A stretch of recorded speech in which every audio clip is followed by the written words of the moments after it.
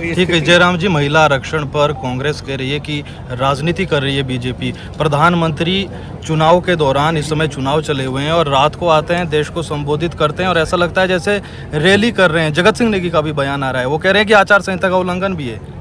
देखिए, ऐसा है, चुनाव देश में नहीं हो रहा है, कुछ प्रदेशों में हो रहा है। और ये जो कुछ कांग्रेस पार्टी में कुछ नेता इस प्रकार के हैं जो बहुत अपने आप को बुद्धिजीवी मानते हैं, कानूनविद मानते हैं, उनके बारे में मैं कुछ नहीं कहना चाहता। मैं तो इनके नेता की जो स्थिति है, आप कल्पना करिए, विपक्ष का नेता केंद्र में जिनके नेतृत्व में कांग्रेस पार्टी चलती है और उस परिवार से बाहर नहीं निकली, उनकी व्यवस्था मजबूरी होगी, लेकिन दिमाग का दिवाला उनका निकला हुआ। जिस भाषा का इस्तेमाल उन्होंने प्रधानमंत्री के खिलाफ किया, जिस भाषा के साथ साथ में उन्होंने वहाँ पर जादूगर की कहानी सुनाई। आप एक्ट की अमेंडमेंट दीजिए, आप एक्ट पर बोलिए, आप टेक्निकल चीज़ों पर बोलिए, उन सारी चीज़ों पर सिर्फ राजनीतिक दृष्टि से इसको रोकना है, रोकना है, रोकना है।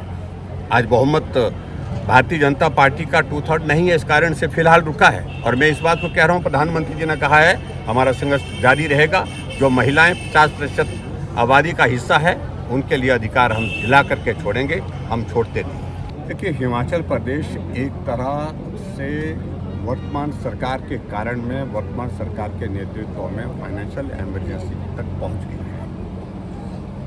जब ऐसी स्थिति आती है कि सैलरी डेफर करनी पड़े, सैलरी रोकनी पड़े, तो समझ लेना चाहिए कि प्रदेश में आर्थिक स्थिति इस कदर खराब हो गई है, अब संभालने की गुंजाइश उसमें बहुत कम रही है।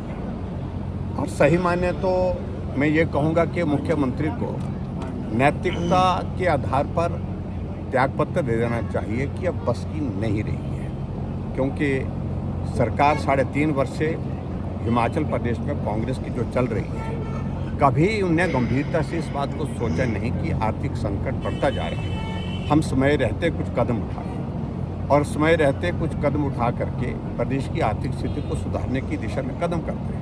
6 CPS बना गए कैबिनेट दर्जे के साथ, एडवाइज़र बना गए कैबिनेट दर्जे के साथ, advocate general, additional advocate general, deputy advocate general जो है वो दनदना रहे हैं, लेकिन उसके बावजूद फैसले सरकार के खिलाफ हो रहे हैं।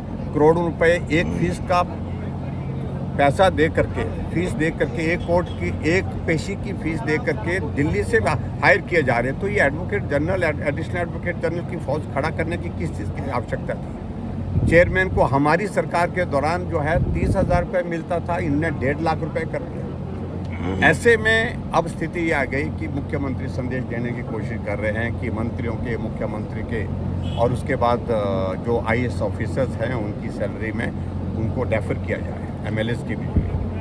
तो इससे मैं देख रहा था कि बहुत नेग्लिजिबल अमाउंट, बहुत थोड़ा अमाउंट जो है उससे बच पाएगा। लेकिन आप सिर्फ अपनी रिस्पॉन्सिबिलिटी को, फाइनेंशियल लायबिलिटी को ट्रांसफ़र कर रहे हैं। 6 महीने के बाद क्या होगा? 6 महीने के बाद आप इसको बंद नहीं कर पाएंगे और 6 महीने के बाद फिर आप बोलेंगे कि हालात अच्छे नहीं हैं, फिर 6 महीने के लिए डेफर करेंगे और आने वाले समय के लिए सरकार के लिए संकट पैदा करके जाएंगे, क्योंकि ये भी एक बहुत बड़ा अमाउंट तब तक लिए हो जाएगा।